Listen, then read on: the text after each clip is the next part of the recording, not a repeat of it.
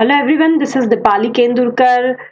Welcome to AICS that is Adi institute for civil services. मेरा प्यार भरा नमस्कार आप सभी को। तो इस लेक्चर सीरीज में बकायदा मेरे 4 लेक्चर हो चुके हैं। ये मेरा 5th लेक्चर है जहां पर मैं हेल्थ और सोशल इश्यूज के बारे में आपसे बात कर रही हूँ। ठीक है, आप देख सकते हैं 2020 के सिलेबस में health problems, population and health problem नाम से इस पर्टिकुलर टॉपिक को रखा गया है। ठीक है, तो हम सिर्फ हेल्थ प्रॉब्लम्स के बारे में पढ़कर नहीं छोड़ेंगे। मैं आपको पहले भी बता चुकी हूँ, हेल्थ से रिलेटेड टर्मिनोलॉजी आपको पता ही होनी चाहिए। ओके, तो चलिए हम आगे बढ़ते हैं इस सेगमेंट में। ओके, तो इस पर्टिकुलर टॉपिक में आज हमारा टॉपिक है major problems of health services in India. Okay, तो आप सभी जानते हैं कि बोर्ड कमेटी ने 1946 में अपनी रिपोर्ट पेश की थी और उस रिपोर्ट को बकायदा 1952 में इंडियन गवर्नमेंट आजाद, जो कि इंडिपेंडेंट इंडियन गवर्नमेंट थी, ओके, तो आफ्टर इंडिपेंडेंस उसको माना, उसको एक्सेप्ट किया। सारी की सारी रिकमेंडेशंस तो नहीं, पर कुछ रिकमेंडेशंस को एक्सेप्ट किया था।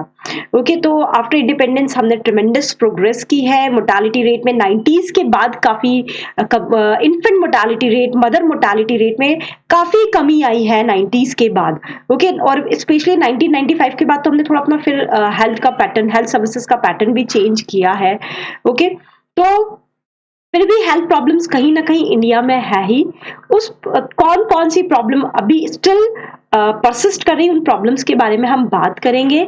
ठीक है, हमें पता ही है कि जब हम आज़ाद हुए, हमारा कॉन्स्टिट्यूशन बनाया गया, तो कॉन्स्टिट्यूशन बनाते समय भी जो कॉन्स्टिट्यूशन जिन्होंने एक्चुअल में ड्राफ्ट किया, उन लोगों ने ध्यान रखा कि हेल्थ किस तरीके से कॉन्स्टिट्यूशन में इंक्लूड किया जाए और लोगों को एक राइट दिया जाए अपनी हेल्थ के लिए।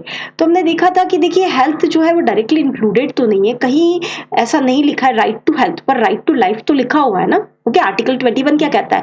राइट टू लाइफ की बात करता है। तो राइट टू लाइफ मीन्स क्या लगता है आपको कि जस्ट आप एनिमल की तरह जिंदगी जी रहे? नहीं, आपको हेल्थ का राइट है, आपको बकायदा राइट है कि आप फुल डिग्निटी के साथ जिंदगी जिए, और बिना हेल्थ के पॉसिबल नहीं है। ओके, और आप सभी को पता होगा कि WHO, वर्ल्ड हेल्थ ऑर्गेनाइजेशन, पूरे वर्ल्ड लेवल पे काम करती है। किस लिए काम करती है? ताकि जो हेल्थ की कंडीशंस है उसको और बेटर से बेटर किया जा सके। वर्ल्ड लेवल पे बकायदा 2030 के एजेंडा में भी हेल्थ फॉर ऑल। ओके, तो यहाँ पर WHO पोजीशन बताती है इंडिया की कि ऑल ओवर वर्ल्ड में इंडिया की हेल्थ के मामले में क्या कंडीशन है। तो जान के बड़ा ही आश्चर्य होगा कि हेल्थ के लिए जो कंडीशन है इंडिया की, या जो एक्चुअल में पोजीशन है, वो है 1/12 आउट ऑफ 191 कंट्रीज। तो जान के बड़ा ही दुख होता है। ओके, क्योंकि पोजीशन में हम काफी पीछे की तरफ है। ओके, और हम 1/12 नंबर ऑक्यूपाई करते हैं। तो ऐसा क्यों है, किस लिए है? तो पर्टिकुलरली यहाँ पर हम उन्हीं चीजों को डिस्कस करेंगे। ओके, तो बड़ा ही क्रिटिकल सी चीजें हैं कि हमारी कंडीशन जो है हेल्थ सर्विसेज के मामले में ऐसी क्यों है, जबकि बहुत सारे टेक्नोलॉजिकल डेवलपमेंट हो चुके हैं। इंडिया भी जो है कई कंट्रीज के लिए अब हब बन चुका है। कई कंट्रीज के सिटीजन्स हमारे यहाँ इलाज करवाने आते हैं, उसके बाद भी हम 112 पोजीशन पे क्यों आते हैं? तो सबसे पहली बात है कि अगर हम हेल्थ एक्सपेंडिचर को देखें तो ये 1% of its gross domestic product. Okay, हम अपनी जीडीपी का 1% ही खर्चा करते हैं अपनी हेल्थ सिस्टम पर। ओके, इसके अलावा India spends less than some of its neighbour countries such as Bhutan, जो 2.5% स्पेंड करता है, श्रीलंका 1.6%, नेपाल 1.1%। तो आप देखोगे ये कंट्रीज बहुत ही छोटी है इंडिया से। ओके, बिल्कुल इनका एग्जिस्टेंस तो इंडिया के सामने दिखता ही नहीं है। भूटान और नेपाल के लिए तो इंडिया बिल्कुल बिग ब्रदर का रोल प्ले करता है। ओके, और बिग ब्रदर की ये हालत है कि वो सिर्फ 1% जीडीपी का खर्चा करता है अपनी किस पर? हेल्थ पर। ओके, और इससे ज्यादा तो एक नारियल जैसा दिखने वाला देश, ओके, श्रीलंका इससे ज्यादा खर्चा करता है। भूटान बहुत ही छोटा सा देश 2.5% अपनी जीडीपी का खर्चा करता है। हालांकि अभी जब 2017 नेशनल हेल्थ पॉलिसी इसको लॉन्च किया गया था 2017 में, तो बकायदा टारगेट रखा गया है कि इंडिया भी 2030 तक अभी नहीं, 2030 तक अपना जो हेल्थ एक्सपेंडिचर है उसको 2.5 कर देगा। डब्ल्यूएचओ की गाइडलाइंस क्या है? डब्ल्यूएचओ कहता है कि भैया 5% तो खर्चा करो अपनी जीडीपी का, क्योंकि हेल्थ इज वेल्थ और हेल्थी सिटीजन है तो हेल्थी कंट्री है। अब मैंने जो अपना फर्स्ट लेक्चर लिया था उसमें मैंने बकायदा आपको बताया था मिस्टर चर्चिल जो ब्रिटेन के प्राइम मिनिस्टर रह चुके, उनका एक स्टेटमेंट कि हेल्थी सिटीजन जो है वो कहीं ना कहीं इंडिकेटर है एक डेवलप कंट्रीज के। ओके, बिना हेल्दी सिटीजन्स के आप डेवलपमेंट का जो आपका गोल है वो आप अचीव ही नहीं कर सकते हैं। ओके, तो चलिए अब हम बढ़ते हैं कौन कौन सी मेजर हेल्थ प्रॉब्लम्स है। उसके पहले आप ये देख सकते हैं बकायदा ग्राफ भी एक दिया हुआ है, 2015 का ग्राफ है और इसको USA, UK, China, France, Brazil, Vietnam और इंडिया को कंपेयर किया है। तो जरूरत ही नहीं, जब हम देख रहे हैं, हम कंपेयर कर रहे हैं श्रीलंका से तो हम कहा यूएसए की तरफ देखें, जब हम कंपेयर कर रहे हैं नेपाल से, भूटान से तो हम कहा यूएसए, यूके की तरफ देखें। वो तो काफी खर्चा करते हैं, आप देख सकते हैं ना, यूएसए 16.84% खर्चा करता है। तभी तो आप देखिए ना वहां पर, आप भले लीलावती हॉस्पिटल में आप अपना इलाज करवाएं, आप बिरला हॉस्पिटल में इलाज करवाएं, आप सीएचएल में इलाज करवाएं, आप मेदांता में इलाज करवाएं, फोर्टीज में इलाज करवाएं, कोई फर्क नहीं पड़ता है। भले ही आप किसी गवर्नमेंट हॉस्पिटल में चले जाएं, सेम क्वालिटी है सर्विस की। हेल्थ वहां पर एक्चुअल में स्टेट का सब्जेक्ट है, वहां पर स्टेट यानी पर्टिकुलर कंट्री देखती है कि हमारे यहाँ के सिटीजन हेल्दी हो, उनको वर्ल्ड क्लास लेवल की सुविधाएं मिले। ओके, हेल्थ इंश्योरेंस उनका बकायदा किया जाता है। ओके, तो हम यहाँ पे सबसे पहले बात करेंगे पॉपुलेशन की। तो पॉपुलेशन तो हम सभी को पता है इंडिया की कितनी है। ओके, तो इंडिया की पॉपुलेशन 760 मिलियन है 1985 में, और अभी एस्टिमेटेड है 2020 में 135 आप इसको कर सकते हैं। हालांकि राउंड ऑफ करके कोई गलत नहीं है कि अगर आप इसको राउंड ऑफ करके 1.3 भी करें तो 2020 में इतना पॉपुलेशन तो है इंडिया का। Okay, 1.3 billion. ओके, टिल 2020 अभी अगर सेंसस हुआ होता तो हमें एग्जैक्टली पता पड़ता। अभी सेंसस हो नहीं पाया है कोविड-19 के कारण, तो कहीं ना कहीं हमें पूरे डेटाज अवेलेबल नहीं हो पा रहे हैं। ओके, बाकी आप एक मोटा मोटा लिख के आ सकते हैं कि इतनी पॉपुलेशन है जो इतनी बढ़ चुकी है। अब इतनी बड़ी पॉपुलेशन के लिए सारा का सारा ओके हेल्थ पूरी की पूरी हेल्थ सिस्टम को बहुत अच्छी तरीके से अवेलेबल करवाना बहुत मुश्किल है। सबसे बड़ा टारगेट यही आ जाता है जब भी हम डेवलपमेंट की बात करते हैं पॉपुलेशन को लेकर। ओके, तो हमें ये पता है कि इतनी पॉपुलेशन में से 70% पॉपुलेशन अभी भी कहाँ रिसाइड करती है। 70% of India's population lives in rural areas, making it hard for these people to access care compare to those who live in urban areas. तो अर्बन एरियाज में तो काफी अच्छी हेल्थ सर्विसेज अवेलेबल है, प्राइवेट हॉस्पिटल्स में available है, भले ही government में अवेलेबल ना हो। गवर्नमेंट में जाने की तो हम सोचते भी नहीं है। मैं इंदौर में हूँ और अगर मुझे कहा जाए एमवाई में इलाज करवाओ, डेफिनेटली मैं नहीं जाऊंगी एमवाई में इलाज करवाने। ओके, क्योंकि भले ही वो पब्लिक हॉस्पिटल है, गवर्नमेंट हॉस्पिटल्स है, पर ओके चलिए इस बारे में बात नहीं करते। अगर मैं बात करूं आपको कि गवर्नमेंट हॉस्पिटल्स इंडिया में कितने हैं, तो 2017 के प्रोफाइल के अकॉर्डिंग 23,582 हॉस्पिटल्स जो है वो गवर्नमेंट हॉस्पिटल्स है इंडिया में। ओके, ये सॉरी इसका 80% जो है, okay 80% of the 23,582 government hospital in India as of 2017 ये कहां पर है? रूरल एरियाज में है, इसके 84%। ओके, तो आप बोलोगे कि 84% तो हॉस्पिटल्स रूरल एरियाज में ही है, फिर कैसे हेल्थ सर्विस अवेलेबल नहीं है? क्योंकि वहां पर पैरामेडिक्स वैसा अवेलेबल नहीं है, डॉक्टर्स अवेलेबल नहीं है। ओके, अगर मैं बेड की भी बात करूं तो इसके सिर्फ 39% बेड जो है ओके वो अवेलेबल है। So these rural hospitals only hold 39% of total government beds. तो जितने भी गवर्नमेंट बेड्स हैं वो सब अर्बन एरियाज में है, उसका सिर्फ 39% जो है वो रूरल एरियाज में है। अगर हम बकायदा अभी 2020 का रिसेंट डेटा उठा के देखें तो 1:1500 और 457 अराउंड जो है वो डॉक्टर और पेशेंट का रेशो है, या डॉक्टर या पॉपुलेशन का रेशो है। तो क्या लगता है आपको, इतनी एक डॉक्टर वो 1,500 का पॉपुलेशन देखेगा? पॉसिबल है? नहीं पॉसिबल है। तो सबसे बड़ा जो हमारे पास एक चैलेंज आ जाता है वो है पॉपुलेशन का। इसके बाद हम आते हैं urban versus rural divide. Okay, so ये सॉरी यहाँ पर थोड़ा सा according to a report with the higher spending power of consumers in towns and cities, the majority of Indian healthcare professionals are concentrated around urban areas, leaving rural areas underserved. Okay, तो मैंने अभी आपसे rural areas की बात करी कि देखो rural areas में बकायदा हॉस्पिटल्स हैं, ऐसा नहीं है। गवर्नमेंट हॉस्पिटल्स भी कितने 23,582, पर क्या प्राइवेट फैसिलिटीज अवेलेबल है? बिल्कुल भी अवेलेबल नहीं है। आप देखिए जितने भी एक प्राइवेट हॉस्पिटल्स जो काफी अच्छी सर्विसेज प्रोवाइड कर रहे हैं वो अर्बन एरियाज में है, रूरल एरियाज में नहीं है। तो जो रूरल पॉपुलेशन है उनको भी कहीं ना कहीं अर्बन एरियाज की तरफ मूव करना पड़ता है। ओके, और मैंने आपको बताया कि 39% गवर्नमेंट जितने भी टोटल बेड्स है उसमें से 39% जो है वो इन हॉस्पिटल्स में बस इतने ही बेड्स अवेलेबल है, डॉक्टर्स अवेलेबल नहीं है, पैरामेडिक्स अवेलेबल नहीं है ना। क्यों अवेलेबल नहीं है उसके बारे में हम बकायदा डिस्कस करेंगे। तो एक बहुत ही बड़ा एक फरो आ जाती है, एक बहुत ही बड़ा डिवीजन आ जाता है रूरल एरिया और अर्बन एरियाज में। अर्बन एरिया काफी डेवलप्ड है तो टेक्नोलॉजिकली हाई भी है, टेक्निक्स इजीली पहुंच जाती है। रूरल एरियाज में टेक्निक्स इतनी इजीली पहुंच नहीं पाती इंफ्रास्ट्रक्चर के कारण। ओके, एक्चुअल में पैरामेडिक्स जो है, डॉक्टर्स हैं, उनकी भी विलिंगनेस कम होती है रूरल एरियाज में जाके सर्व करने की। तो health care system urban area से में ज्यादा अच्छा है, रूरल एरियाज में इतना ज्यादा अच्छा नहीं है। ओके, तो एक ये वाला प्रॉब्लम हमारे यहाँ बहुत बड़ा है। उसके बाद हम देखते हैं इंफ्रास्ट्रक्चर, तो इंफ्रास्ट्रक्चर की कमी तो है ही। ओके, तो अभी जो हमारा एग्जिस्टिंग इंफ्रास्ट्रक्चर है ये बिल्कुल भी पॉपुलेशन से कहीं मैच नहीं खाता। आप देखिए ना इस पिक्चर को जो मैंने निकाला है, एक डॉक्टर और 1000 बीमार, एक अनार 100 बीमार, है ना। हालांकि हम इसको दूसरे सेंस में बोलते हैं एक अनार 100 बीमार, यहाँ पर मैं किसी और दूसरे सेंस में इसको यूज कर रही हूँ कि जिसके पास एबिलिटी है वो डॉक्टर बेचारा एक अकेला, अब वो कितने पेशेंट्स को देखेगा देखो, और उसके पास एक बेचारा रिपोर्ट लिखने के लिए बैठा हुआ है, और अब वही डॉक्टर है और वही पूरी पॉपुलेशन को देखेगा। कब तक देखेगा? बर्डनाइज नहीं लग रहा है आपको डॉक्टर कितना बर्डनाइज है ना। तो जो इंफ्रास्ट्रक्चर ये प्रॉपर नहीं है। सेंट्रल स्टेट गवर्नमेंट जो है वो कहीं ना कहीं यूनिवर्सल हेल्थ कवरेज की बात करते हैं, फ्री ट्रीटमेंट की बात करते हैं, आयुष्मान भारत योजना जैसी बड़ी बड़ी योजनाएं, वर्ल्ड क्लास लेवल, इसको कहते हैं लार्जेस्ट ओके इंश्योरेंस स्कीम को लॉन्च किया गवर्नमेंट ने, जो वर्ल्ड की लार्जेस्ट इंश्योरेंस स्कीम है। फिर भी कहाँ लॉन्च किया जरा मुझे बताइए? गवर्नमेंट हॉस्पिटल में।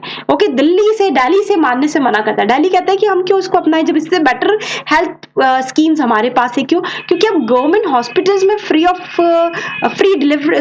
हेल्थ केयर सर्विसेज दे रहे हैं, जबकि ऑलरेडी तो गवर्नमेंट हॉस्पिटल में फ्री सर्विसेज मिलती है। आप दीजिए प्राइवेट हॉस्पिटल्स में तो कोई बात बनती है ना। तो इंफ्रास्ट्रक्चर की कमी तो है ही हमारे यहाँ, बकायदा हॉस्पिटल्स है तो आप देखो ना कहाँ बैठे हुए, बाहर बैठे, एक वैन लगा हुआ है बाहर, ये बेचारी बाहर बैठ के इलाज कर रहे हैं। कहाँ है बिल्डिंग? अवेलेबल ही नहीं है बिल्डिंग्स। ओके, बिल्डिंग्स अवेलेबल नहीं है, देन प्रॉपर वॉशरूम्स भी यहाँ अवेलेबल नहीं है, लेबर रूम नहीं है, टेक्नीशियंस नहीं है, लेबोरेटरीज नहीं है जांच के लिए, पैथ लैब भी नहीं है।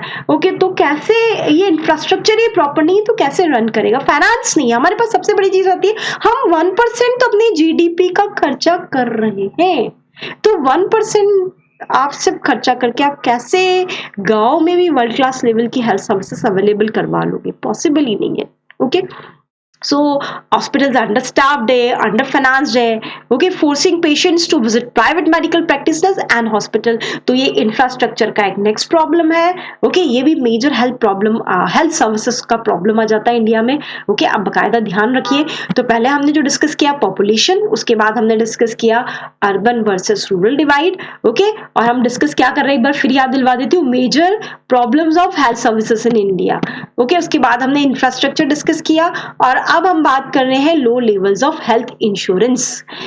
तो कमेंट सेक्शन में जरा मुझे बताइए, तो जितने लोग ये लेक्चर सुन रहे हैं क्या उनका हेल्थ इंश्योरेंस है? नहीं है, मुझे पता है बहुत लोगों का हेल्थ इंश्योरेंस नहीं है। हेल्थ इंश्योरेंस अगर हम प्राइवेट कंपनी से करवाते, जैसे फ्यूचर जनरली हुआ, अपोलो हुआ, ओके, उसके अलावा भी जैसे आईसीआईसीआई का इंश्योरेंस होता है, एक्सिस बैंक इंश्योरेंस करती, कि मुझे नहीं पता कि आईसीआईसीआई इंश्योरेंस करती है। ओके, तो काफी सारी ऐसी कंपनीज हैं जो हेल्थ इंश्योरेंस करती है, पर ये काफी कॉस्टली हो जाते हैं। ओके, 1 ईयर का अगर 2 लोगों का 3 लोगों का भी एक इंश्योरेंस करती है तो 15 से 20,000 25,000 का अमाउंट ये लेती है उन कंपनीज, ईयरली लेती है। एक बार आप बीमार पड़े तो आप इसको दोबारा अच्छे से वापस भी ले सकते हैं, वो अलग बात है। ओके, बट आपको एक मिडिल क्लास इनकम कंपनी को सॉरी फैमिली अगर 25,000 का अमाउंट एक बार में देती है, काफ़ी बर्डन आता है। ओके, तो इंश्योरेंस के लिए लेकर कोई बराबर पॉलिसी नहीं है गवर्नमेंट की। जैसे यूएसए में हमने देखा, यूके में हम देखते हैं, जितनी भी डेवलप कंट्रीज है, हेल्थ इंश्योरेंस करना एक्चुअल में स्टेट या गवर्नमेंट की रिस्पॉन्सिबिलिटी है कि वो इंश्योर करेगी, मैंडेटरी बनाएगी कि सब हेल्थ इंश्योरेंस लेंगे। ओके, वो भी एक नॉमिनल मिनिमल चार्जेस पे हेल्थ इंश्योरेंस अवेलेबल हो जाता है। पर अगर मैं यहाँ बात करूँ इंडिया की, तो इंडिया में कोई भी ऐसा सिस्टम नहीं है। ओके, सो यहाँ पर गवर्नमेंट कॉन्ट्रीब्यूशन काफी कम है। आप देखोगे government contribution to insurance stands at रफली 32% as opposed to 83.5% in the UK. 76% of Indians do not have health insurance. This results in the high out-of-pocket expenses incurred by the citizens of this country. तो हमारी जेब से ही पैसा जाता है सबसे ज्यादा। और एक इंसान, एक मिडिल क्लास इंसान, एक गरीब इंसान, उसके इनकम का 70% सीधे सीधे पॉकेट का आजकल ऐसे ही हो रहा है। मोर देन 50% तो वो हेल्थ पे खर्चा कर रहा है। आप देखिए ना, आए दिन जब ऐसे कोविड-19 जैसे वायरस आएंगे, N1H1 स्वाइन फ्लू है हमारे सामने, इबोला है, पता नहीं कौन कौन सी नई नई बीमारियां आके खड़ी हो जाती है और हमें बर्डनाइज करके चली जाती है। अब कोविड-19 की सिचुएशन में हमें बड़े से बड़ा हेल्थ इंश्योरेंस लेने की जरूरत तो पड़ ही रही है। ओके, तो low level of health insurance जहाँ पर काफ़ी एक्सपेंड करना पड़ता है इंडिया में। इसके बाद हम देखते हैं नेक्स्ट, शॉर्टेज ऑफ पैरामेडिक्स। ये भी एक बहुत बड़ा प्रॉब्लम है इंडिया में कि शॉर्टेज है पैरामेडिक्स की। तो पैरामेडिक्स जो है उसके अंदर कौन आएगा, तो एक डेफिनेशन बकायदा बताई है कि paramedics are individuals who help doctors in hospitals and other facilities। आप ये बकायदा डेफिनेशन देख सकते हैं, डेफिनेशन दी हुई है। ओके, जो काफ़ी इंपॉर्टेंट है, ये डेफिनेशन काफ़ी काम की डेफिनेशन है, आप इसे गो थ्रू हो सकते हैं कि paramedics are individuals who help doctors in hospitals and other facilities in providing medical facilities. तो जो भी मेडिकल फैसिलिटीज है, डॉक्टर तो अकेला प्रोवाइड नहीं करता है। यहाँ पे जैसे अदर देन नर्सेस हम देखें तो जैसे लैब टेक्नीशियंस हैं। ओके, इसमें हम बाकायदा सारे हेल्थ वर्कर्स, हेल्थ विजिटर्स, इन सबको हम इंक्लूड कर सकते हैं। ओके, तो इंडिया में वैसे ही डॉक्टर्स का, मेडिकल पर्सनल्स का काफ़ी शॉर्टेज है। ठीक है, आशा नर्सेस हैं, इसके अलावा ऑक्सिलरी नर्सेस हैं। ओके, तो जिसको ANM कहते हैं, ओके, उन नर्सेस का भी शॉर्टेज है। मैं आपको बकायदा Okay, in India there is one doctor for every 1457 people। Okay, तो इतने की पॉपुलेशन पे सिर्फ एक डॉक्टर अवेलेबल है। वर्ल्ड हेल्थ ऑर्गेनाइजेशन क्या कहता है, 1000 की पॉपुलेशन पे एक डॉक्टर होना चाहिए। ओके, देखो डॉक्टर ही वांटेड है यहाँ पे, तो लंबी लाइन लगी है पेशेंट की कि भैया डॉक्टर तो बुलाओ, है ही नहीं डॉक्टर अवेलेबल। ओके, इसके अलावा अगर हम दूसरे डेटास देखें तो ये 2017 का हेल्थ प्रोफाइल लिया गया है। यहाँ पर हर किसी का नंबर दिया है। देखो total number of ANM in India. Okay, auxiliary nurses midwifes कितनी, 8.41 lakhs। Okay, then total number of nurses कितनी है, 19 lakhs 80,356। लेडी हेल्थ विजिटर्स कितने हैं, अगर हम लेडी हेल्थ विजिटर्स को देखेंगे तो 56,367। आशा वर्कर्स 9.17 lakhs। तो ये इतने हैं और आप पॉपुलेशन देख सकते हो, इनका नंबर काफी कम है। अगर हम एलोपैथिक डॉक्टर्स देखेंगे तो ये अभी अभी की रिपोर्ट है, सितंबर 30, 2019 की रिपोर्ट मुझे मिली है। ओके, बकायदा राज्यसभा टीवी से इसको लिया गया है। 1.2 मिलियन एलोपैथिक डॉक्टर्स हैं हमारे यहाँ। ओके, रजिस्टर्ड डॉक्टर्स है। और उसके अलावा डॉक्टर का जो पॉपुलेशन रेशो मैं आपको बता चुकी हूँ, WHO का रेशो भी मैं आपके साथ डिस्कस कर चुकी हूँ। क्या फिट बैठता है, नहीं फिट बैठता है, इनका शॉर्टेज हमारे यहाँ रहता ही है। तो ऐसा क्यों है, क्यों शॉर्टेज है पैरामेडिक्स का, हम देखते हैं। इसके पहले हम डिस्कस कर लेते हैं कि मध्य प्रदेश में क्या क्राइटेरिया है। तो मध्य प्रदेश में टोटल डॉक्टर्स 34,347। ओके, PHC में 954 ओनली, प्राइमरी हेल्थ सेंटर्स पे ओनली 954 डॉक्टर्स है। हेल्थ वर्कर्स कितने हैं, मेल 3707 और फीमेल जो है वो 11,546 हेल्थ वर्कर्स हैं जिनका नंबर कम है। अभी भी शॉर्टेज, देखिए आप मेरे 3rd लेक्चर में 4th लेक्चर में बकायदा जाइएगा जहां पर मैंने बकायदा शॉर्टेज ऑफ मेडिकल पर्सनल्स के बारे में डिस्कस किया है कि कहां पर कितना शॉर्टफॉल्स है। वो डेटाज भी आप यहाँ पर उठाकर बकायदा डाल सकते हैं क्योंकि बिल्कुल रिसेंट डेटाज है, 2019 की डेटा से मैंने वहां पर बात की, तो आप मेरा वो लेक्चर जरूर प्लेलिस्ट में जाकर देखिएगा। ओके, अब ऐसा क्यों है, क्यों हमारे ये जो है पैरामेडिक्स या डॉक्टर्स की अवेलेबिलिटी नहीं है? तो इसके कुछ कॉजेज है, जैसे कि आप देखें तो सबसे बड़ा कॉज हो जाता है lack of proper economic remuneration. Okay, तो हमारे यहाँ सैलरीज बिल्कुल भी अच्छी नहीं दी जाती है कि आप रूरल एरियाज में भेज रहे हैं पर आप उनको सैलरी तो अच्छी दीजिए ना। सैलरीज अगर आप अच्छी दोगे तो बकायदा वो मोटिवेटेड होंगे, क्योंकि हम काम क्यों कर रहे हैं, पैसों के लिए भी जनरली हम काम करते हैं। हालांकि डॉक्टर्स का प्रोफेशन ऐसा होता है कि उन्हें एक कहना चाहिए वेलफेयर के लिए काम करना है, पर ऑब्वियसली वो ह्यूमन बींग्स है, उनकी डेली की नीड्स भी है। आप एक अच्छा पैकेज दीजिए उनको। अगर कोई डॉक्टर जो है वो रूरल एरिया में जाके सर्व कर रहा है तो आप उनको बाकी डॉक्टर से कुछ एक्स्ट्रा आप पैकेज बनाइए। तो इकोनॉमिक रेम्युनरेशंस अच्छे दीजिए, पैरामेडिक्स के लिए, डॉक्टर्स के लिए, दोनों के लिए। ओके, फिर इसके बाद है हमारे पास lack of infrastructure development. Infrastructure बिल्कुल भी प्रॉपर नहीं। अगर मैं इंफ्रास्ट्रक्चर की बात करूं, ओके, तो गांव में इलेक्ट्रिसिटी अवेलेबल नहीं होती है। गांव में अगर कोई डॉक्टर जा रहा है वो सोचता है कि चलिए मैं बीएससी मैंने एमबीबीएस तो किया है, अब मैं साथ में ही कहीं ना कहीं करस्पॉन्डेंस से अपनी आगे की पढ़ाई जारी रखता हूँ। इलेक्ट्रिसिटी नहीं है, बकायदा टावर्स अवेलेबल नहीं है, जिससे डेटा नेटवर्क भी प्रॉपर नहीं आ पाता है। ओके, और वहां पर कोई ऐसे एजुकेशनल इंस्टीट्यूट्स भी नहीं है जिसके कारण डॉक्टर्स की कमी होती है वहां पर। ओके, और डॉक्टर्स वहां जाना पसंद नहीं करते हैं। Lack of proper working conditions, जैसे कि वॉशरूम्स अवेलेबल नहीं है, पर्सनल डॉक्टर के लिए रूम्स नहीं है, नर्सेस के लिए पर्सनल रूम्स अवेलेबल नहीं है। ओके, तो कैसे कोई जाके वर्क वहां पर करेगा, क्योंकि लैब्स नहीं है, लेबोरेटरीज नहीं है, आप कहां पर जांच के लिए सैंपल भेजोगे? ओके, और बर्डनाइज है पूरी तरह से। डॉक्टर्स आप देखिए, एक ही डॉक्टर है। अगर आप पीएचसी की बात करें तो एक डॉक्टर है वहां पर। एक डॉक्टर से क्या पूरा पीएचसी हैंडल हो पाएगा? पॉसिबल ही नहीं है। 5,000 की जनसंख्या, और जब एपिडेमिक्स या एंडेमिक्स फैल जाते हैं, पैंडेमिक डिजीज हो जाती है, तो डॉक्टर अकेला बेचारा बर्डनाइज हो जाता है। ओके, इसके अलावा मैं बात करती हूँ, doctor mostly accept offers to practice in those where there are favorable opportunities and high income areas and high, okay, तो ऐसी जगह जाना पसंद करेंगे प्राइवेट हॉस्पिटल्स में जहाँ ज्यादा पैसा मिल रहा है। तो गवर्नमेंट हॉस्पिटल्स को जनरली वो क्विट कर देते हैं, और उनको जो बहुत फेमस डॉक्टर्स होते हैं ना, उनको बहुत ही अच्छी एक्चुअल में पैसा ऑफर करके प्राइवेट जो इंस्टीट्यूशंस है वो अपनी तरफ कर लेते हैं। ओके, तो जहाँ पर पैसा ज्यादा मिलेगा वो वहां पर जाएंगे, जहाँ पर अपॉर्चुनिटीज ज्यादा होगी वहां जाएंगे। इसके अलावा मैं आपका ध्यान दिलवाना चाहूंगी इमिग्रेशन की तरफ, क्योंकि जो यहाँ पर बकायदा लिखा नहीं है पॉइंट, पर इसी में एक पॉइंट हम इंक्लूड कर सकते हैं, इमिग्रेशन वाला पॉइंट। तो आपको क्या लगता है इमिग्रेशन वाला पॉइंट कितना इंपॉर्टेंट हो जाता है ना यहाँ पर, अगर मैं इमिग्रेशन वाला पॉइंट डालती हूँ तो? ओके, तो इमिग्रेशन वाला पॉइंट आप देख सकते हैं, ये भी एक बहुत ही इंपॉर्टेंट पॉइंट हो जाता है। क्योंकि इमिग्रेशन क्यों हो रहा है?